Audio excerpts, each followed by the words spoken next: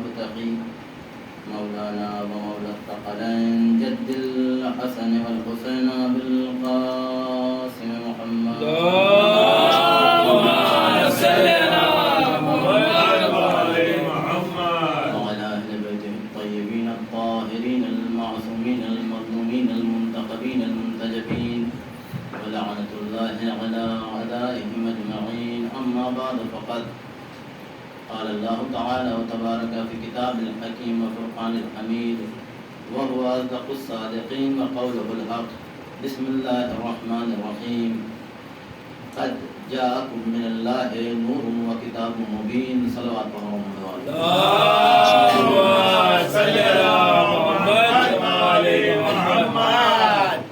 اذان گرامی، برادران ایمانی، محبان حضرت نبی، عزادار نصیب الشہداء، خداوند عالم قرآن مجید کی سورہ شورى کی 23 نمبر کی آیت میں ارشاد فرما ہے قد جاءکم من اللہ نور وکتاب مبین. نوع انسانی سے خطاب ہے، مخاطب خداوند عالم ہے. ارشاد ہو رہا ہے نوع انسانی کو مخاطب کر کے کہ اے نوع انسانی، تمہارے لیے خدا کی جانب سے نور آیا ہے اور ایک واضح اور روشن کتاب آئی ہے. عزیزوں، جیسا کہ میں نے بیان کیا تھا کہ کتاب میں کوئی اختلاف نہیں ہے مفسرین کے درمیان. ہر مفسر یہ کہتا ہے کتاب سے مراد قرآن مجید ہے. نور میں اختلاف ہے. انشاءاللہ جب نور کی گفتگو آئے گی تو نور پہ تفصیلی گفتگو کی جائے گی. گفتگو چل رہی تھی کتاب پر، یعنی قرآن مجید پر. میں نے بیان کیا کہ کس طرح سے جناب جبرائیل قرآن مجید لے کر آیا کرتے. تو عزیزوں، یہ ہے کتاب قرآن مجید. قرآن مجید جب ہم شروع کرتے ہیں تو سب سے پہلے چیز کیا ہوتی ہے، سب سے پہلی آیت کیا ہوتی ہے؟ وہ ہے بسم اللہ الرحمن الرحیم. علماء علوم قرآن بیان کرتے ہیں کہ پہلے یہ بسم اللہ الرحمن الرحیم نہیں تھا. پہلے بسم کا اللہم تھا، پھر تطور ہوا، تھوڑا زمانہ آگے بڑھا، پھر بسم اللہ مجراہا آیا، پھر اور تھوڑا زمانہ آگے بڑھا، پھر بسم اللہ الرحمن ہوا، پھر آیت نازل ہوئی انہ من سلیمان و انہ بسم اللہ الرحمن الرحیم. تو عزیزوں، کہنے کا مطلب یہ ہے کہ پہلے بسم کا اللہم تھا، پھر بسم اللہ و مجراہا آیا، پھر بسم اللہ الرحمن آیا، پھر بسم اللہ الرحمن الرحیم آیا. لیکن عزیزوں، آپ نے غور کیا کہ زمانہ کوئی بھی ہو، دور کوئی بھی رہا ہو، بسم اللہ الرحمن الرحیم کا بسم ضرور تھا. زمانہ کوئی بھی رہا ہو، دور کوئی بھی رہا ہو، ہر دور میں بسم کا بے ضرور تھا. زمانہ کوئی بھی رہا ہو، دور کوئی بھی رہا ہو، ہر دور میں بے کے نیچے نقطہ ضرور تھا. اور مولا کائنات ارشاد فرماتے ہیں انا النقطۃ تحت الباء، میں بے کے نیچے کا نقطہ ہوں. تو عزیزو، اب مولا کائنات کی فضیلت کو کم کرنے کے لیے معاویہ نے اس بسم اللہ الرحمن الرحیم کو قرآن سے، نماز سے نکلوا دیا تاکہ لوگ جو ہے علی کی فضیلت کو گھٹا سکیں، علی کی فضیلت کو کم کر سکیں.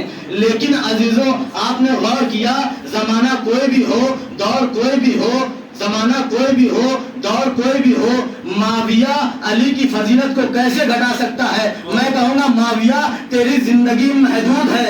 علی کے ذکر کو خداوند عالم نے قائم رکھا ہے. خداوند عالم نے علی کے ذکر کو کل بھی قائم رکھا تھا، آج بھی قائم رکھا ہے اور آئندہ بھی قائم رکھے گا.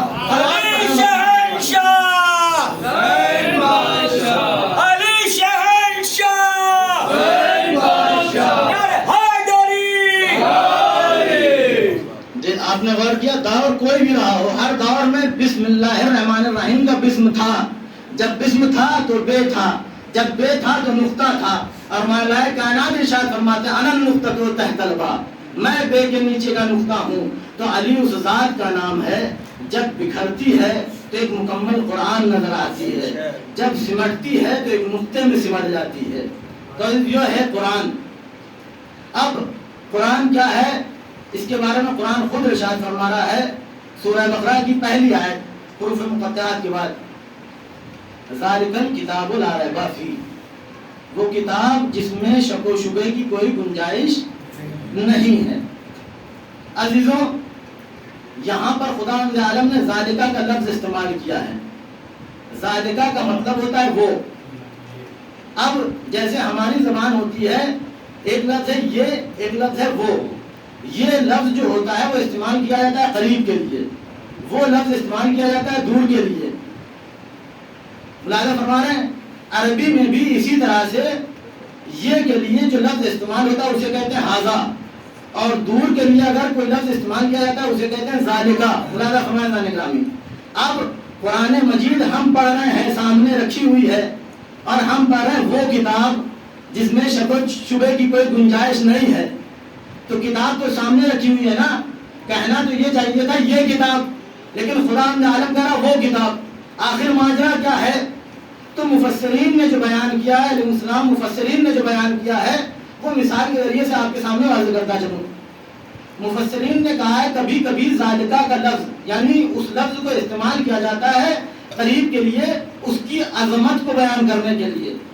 مثال کے طور پر کچھ لوگ کھڑے ہوئے ہیں، وہاں پر آپ گئے، کسی کو نہیں جانتے ہیں، آپ نے کسی سے پوچھا بھائی یہ فلاں صاحب کون ہیں، قریب میں کھڑے ہیں، لیکن قریب والا جواب دے گا وہ ہیں جن کو ابھی گورنر بنا کے بھیجا گیا ہے۔ تو کبھی کبھی کسی چیز کی عظمت کو بیان کرنے کے لیے اس لفظ کا استعمال کیا جاتا ہے۔ ایک تو یہ ہے جس کی تفسیر مفسرین نے بیان کی ہے، یہ تفسیر ہے، لیکن ایک احتمال اور ہے، ایک احتمال اور ہے، وہ احتمال آپ کے سامنے بیان کروں۔ تفسیر نہیں ہے، احتمال ہے، ممکن ہو یہ مراد ہو۔ مولانا فرمایا خدا عالم نے ذالکہ کا لفظ کیوں استعمال کیا، وہ کا لفظ کیوں استعمال کیا؟ تو عزیزو آئیے ذرا چلتے ہیں تاریخ کی اور آپ گردانی کرتے ہیں۔ 11 رجب کی سحر ہے، جناب فاطمہ بنت اسد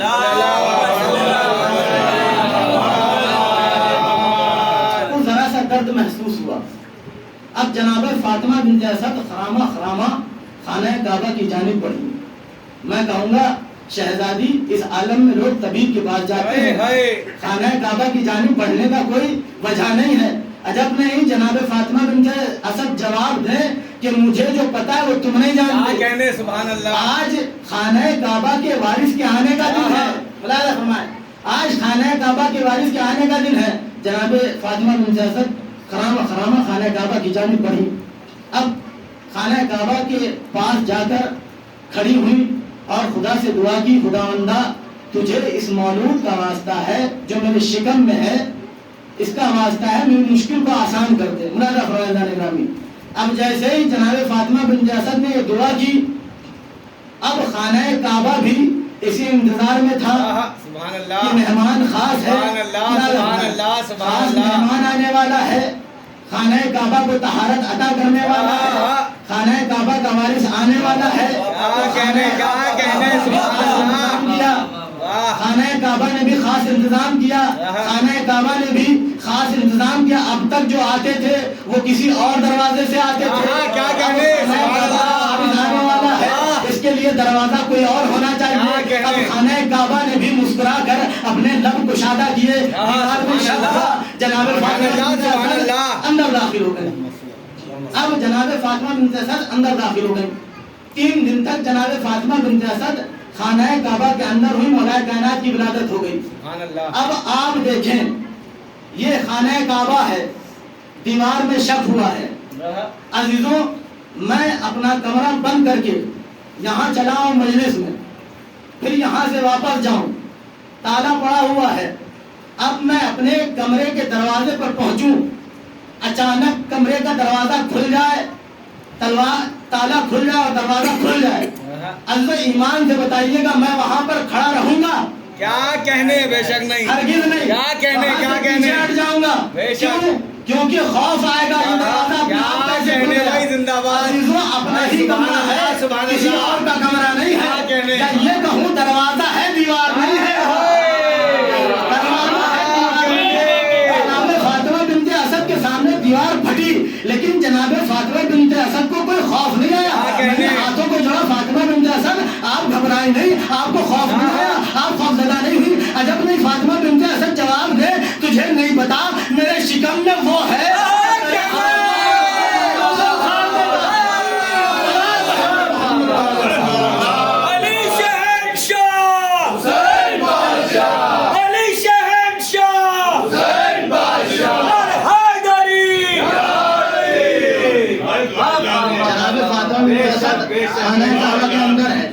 آپ دیکھیں جناب فاطمہ بنت اسد 3 دن تک خانہ کعبہ میں رہی ہے.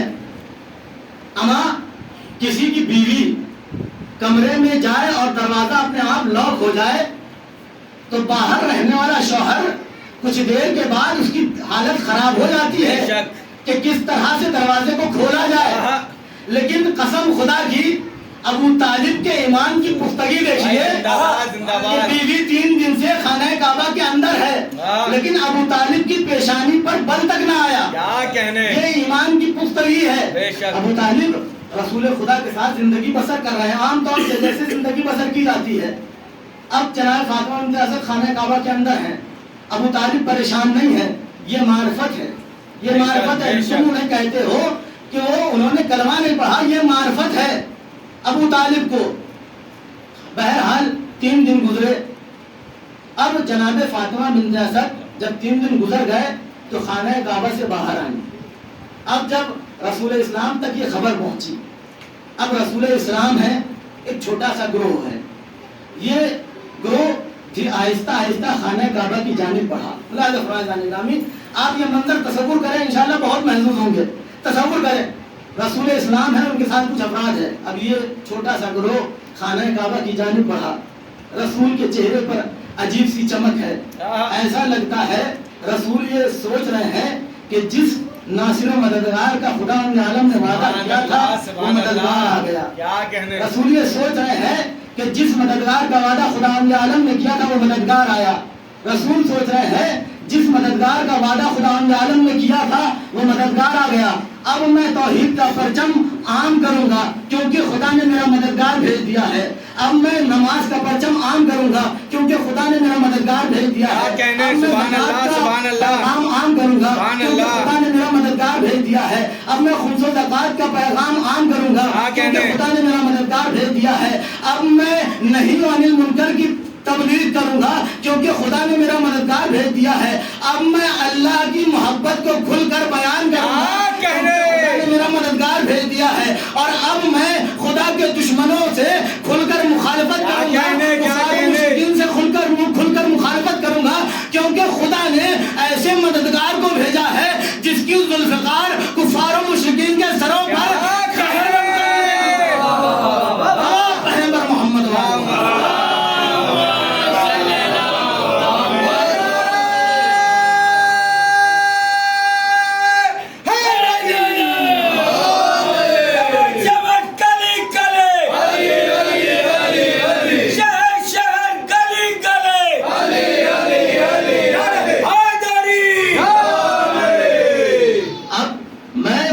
مشرکین کے سامنے کھلے عام اللہ کا پیغام عام کروں گا کیونکہ خدا نے ایسے مددگار کو بھیجا ہے جس کی ذوالفقار کفار و مشرکین کے سروں پر قہر بن کر. اب یہ قافلہ چل رہا ہے, یہ تو رسول سوچ رہے ہیں. اب اس تصور کریں اس گروہ کو چلتے ہوئے دیکھ کر خانہ کعبہ کی جانب ایسا لگتا ہے کہ یتیموں مسکینوں کو ان کا سہارا مل گیا. آج وہ دن ہے, ایسا لگتا ہے کہ یتیموں مسکینوں کو ان کا سہارا مل گیا, غریبوں کو ان کا مسیحا مل گیا, غریبوں کو ان کا مسیحا مل گیا, خانہ کعبہ کو اس کا وارث مل گیا, قرآن کو اس کا ساتھی مل گیا, شریعت رسول کو وسیع مل گیا, اللہ کا وسیع مل گیا. اب یہ ہے اس گروہ کو دیکھ کر ایسا لگتا ہے کہ خانہ کعبہ کو وارث مل گیا, خانہ کعبہ کو وارث مل گیا, جنت و جہنم کو اس کا تقسیم کرنے والا مل گیا, جنت و جہنم کو اس کا تقسیم کرنے والا مل گیا, عبادتوں کو زینت مل گئی, جنت و جہنم کو اس کا تقسیم کرنے والا مل گیا. تراب کو ابو تراب نے کوثر کو ساقی کوثر مل گیا.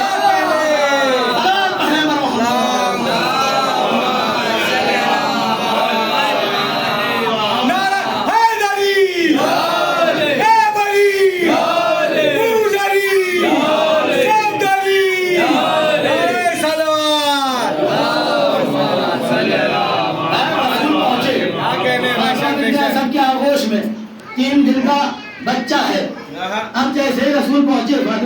آگے بڑھی. اے محمد, اس بچے نے ابھی تک آنکھیں نہیں کھولی, اس بچے نے ابھی تک آنکھیں نہیں کھولی. رسول نے کہا ہے چچی اس بچے کو میری آغوش آ دیجیے. اب جیسے ہی پے کرے امامت میں آغوش رسالت میں قدم رکھے اور رسالت کی حرارت کو محسوس کیا, فوراً اپنی آنکھوں کھولی, آنکھوں نے لب کشائے کی. اب ایک آنکھوں میں عجیب سی چمک نظر آئی. علی رسول کو دیکھ رہے ہیں, رسول علی کو دیکھ رہے ہیں. ایسا لگ رہا ہے بڑے عرصے کے بعد ملاقات ہوئی ہے, ایسا لگ رہا ہے بڑے عرصے کے بعد ملاقات ہوئی ہے. اب رسول نے جیسے ہی علی کی نے آنکھیں کھولی, رسول نے اپنی زبان کو علی کے تہنے اقدس میں دے دیا. گویا رسول یہ بتانا چاہ رہے ہیں, یاد رکھنا دہن علی کا ہوگا زبان رسول کی ہوگی, دہن علی کا ہوگا زبان رسول کی ہوگی, دہن علی کا ہوگا گفتار رسول کی ہوگی, دہن علی کا ہوگا کلام رسول کا ہوگا.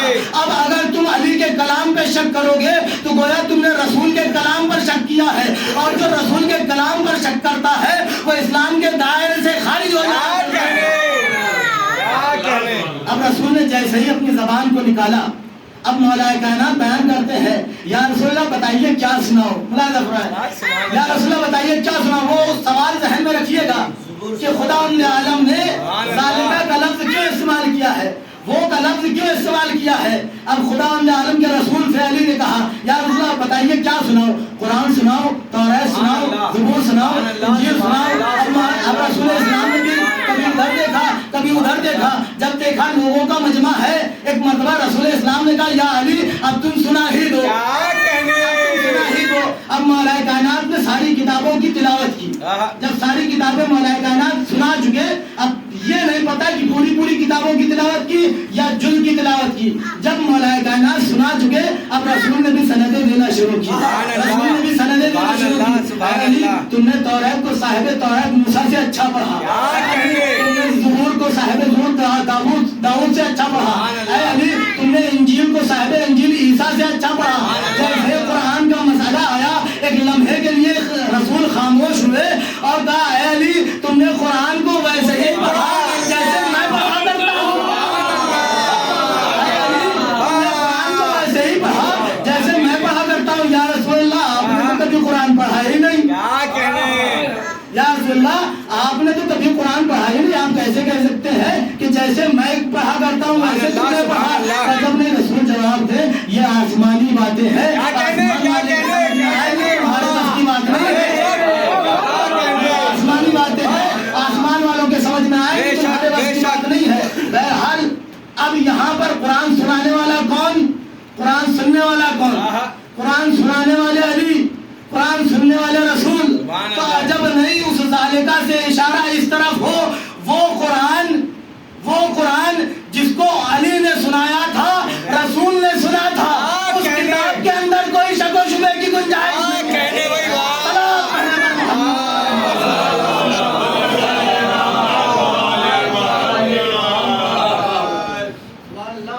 اس کتاب کے اندر یہ احتمال ہے, میں تفسیر نہیں بیان کر رہا ہوں کہ یہ تفسیر ہے, ممکن ہے کہ ذالکہ سے اس طرف اشارہ ہو. تو یہ ہے وہ کتاب جس میں شک و شبہ کی کوئی گنجائش نہیں ہے, اور یہی ہے قرآن. کیا ہے, کعبے نے اپنے لب کشادہ کیوں کیے, کیونکہ محافظ شریعت آ رہا ہے, محافظ قرآن آ رہا ہے, محافظ کعبہ آ رہا ہے, وارث کعبہ آ رہا ہے, اور انہوں نے شریعت کی حفاظت کی ہے. شریعت کی حفاظت کا ہی مسئلہ تھا جو حسین نے اپنے نانا کا گھر چھوڑا. عزیزوں آسان نہیں ہے کہ کوئی اپنے باپ دادا کا مزار چھوڑ دے, آسان نہیں ہے, بڑا مشکل مرحلہ ہوتا ہے اپنا وطن چھوڑنا.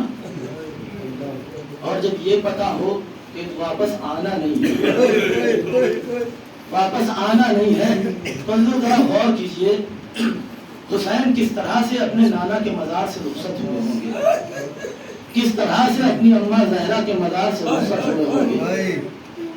ہاں عزیزوں, حسین نے آ کر خبر دی کہ قافلہ تیار کیا جائے, اب مدینہ رہنے کے قابل نہیں, सुगरा को भी ये खबर हो चुकी है कि बाबा मुझे लेके नहीं जाएंगे, बाबा मुझे लेकर नहीं जाएंगे। अज़ीज़ों, आप तसव्वुर नहीं कर सकते सुगरा के ऊपर क्या गुजर रही होगी। एक अकेली बच्ची है, मासूम बच्ची है, उसका पूरा घर सफर पे जा रहा है, लेकिन वो बच्ची उस जगह बाकी है। अब वो देख रही कि सब तैयारी कर रहे हैं, सब तैयारी कर रहे हैं, लेकिन मैं नहीं जा रही हूँ, मैं नहीं जा रही हूँ। हाँ, महफिलें तैयार की गई, तैयार हो गई महफिलें। अब ऐलान हुआ, कभी उम्मे लैला आई, जनाब अली अकबर आगे बढ़े, उम्मे लैला को सवार किया। कभी उम्मे फरवा आई, कासिम आगे बढ़े, उम्मे फरवा को सवार किया। हाँ अजीजों, इसी तरह से बीवियां आती गई, लोग सवार करते गए, बीवियां आती गई, लोग सवार करते गए। एक मर्तबा एक निदा गूंजी, ऐ मदीने वालों, अपने लोगों को छुड़ा दो, अब अली की बेटी आ रही है, अब अली की बेटी ज़ैनब आ रही है। हाँ अजीजों, अब्बास ने नारा बुलंद किया। हाँ ज़ैनब आगे बढ़ी, ज़ैनब आगे बढ़ी, दाएं जानिब कासिम है, बाएं जानिब अली अकबर है, आगे आगे अब्बास चल रहे हैं, पीछे पीछे हुसैन चल रहे हैं। एक मर्तबा जैसे ही ज़ैनब महमिल के करीब पहुंची, अब्बास ने अपने हाथों को आगे बढ़ा दिया, ऐ शहजादी कदम रखिए और महमिल में चढ़िए। हाँ ये मंजर है, ये मदीने का मंजर है, एक मंजर करबला के मैदान में है, 11 मुहर्रम है। ज़ैनब जैसे ही बेकजावा ऊँटों के करीब पहुंची, एक मर्तबा ज़ैनब ने कभी दाएं देखा, कभी बाएं देखा, कभी पीछे देखा, कभी आगे देखा। ज़ैनब ने और किसी का नाम ना ले, एक मर्तबा कहा, ऐ मेरी चादर के मुहाफिज अब्बास कहाँ हो, और ज़ैनब को सवार करो। आज अब्बास का नाशा तड़प गया। ज़ैनब मुझे नहीं मालूम ज़ैनब किस तरह से सवार हुई। आज ज़ैनब सवार हो गई, ये काफिला चलने के लिए तैयार हो गया। अब जैसे ये काफिला चलने के लिए तैयार हुआ, अली अकबर जैसे ही निकलना चाहते हैं, सुगरा ने अली अकबर का हाथ थाम लिया। ऐ भैया अली अकबर, क्या तुम नहीं जानते सुगरा तुम्हारे बगैर जिंदा नहीं रह सकती। अली अकबर खामोश है। एक मर्तबा सुगरा ने खाक को इकट्ठा किया, खाक को जमा करना शुरू किया। अली अकबर से कहा, भैया अली अकबर, अपनी नालैन उतारो, अपनी नालैन उतारो और इस खाक पर खड़े हो जाओ, और ये सुगरा इस कदमों के निशान के सहारे जिंदा रहेगी। हाँ जो अली अकबर चले गए। सुगरा उन निशान के पास लेटी रही, वही हमेशा इंतजार करती रही सुगरा के मेरा भैया अली अकबर आएगा। हाँ जब सुबह आशूर नमूदार हुई, बस आखिरी बात और रहमत तमाम, जब सुबह आशूर नमूदार हुई, अली अकबर जो अजान देने के लिए आगे बढ़े, एक मर्तबा ज़ैनब ने कहा, ऐ भैया हुसैन, अली अकबर से कहो जरा अजान बुलंद आवाज में दे, अजान बुलंद आवाज में दे। हाँ हुसैन ने अली अकबर से कहा, है बेटा अली अकबर, अजान को जरा बुलंद आवाज से देना, खैमों में तुम्हारी फुफियां सुन रही है। हाँ जैसे ही अली अकबर ने सुना, अली अकबर को सुगरा याद आ गई, अली अकबर को सुगरा याद आई। एक मर्तबा हुसैन से कहा, ऐ बाबा, आप तो इमाम वक्त है, हवाओं को हुक्म दीजिए कि मेरी आवाज को मदीने तक पहुंचाए, ताकि खैमे में आपकी बहनें सुने, मदीने में मेरी बहन सुगरा सुने। हाँ जैसे ही अब अली अकबर ने कहा, अल्लाहु अकबर, अब सुगरा के कानों में आवाज पहुंची। अरे सुगरा तड़प गई, ऐ नानी उम्मे सलमा, मेरा भैया अली अकबर मुझे दे दिया।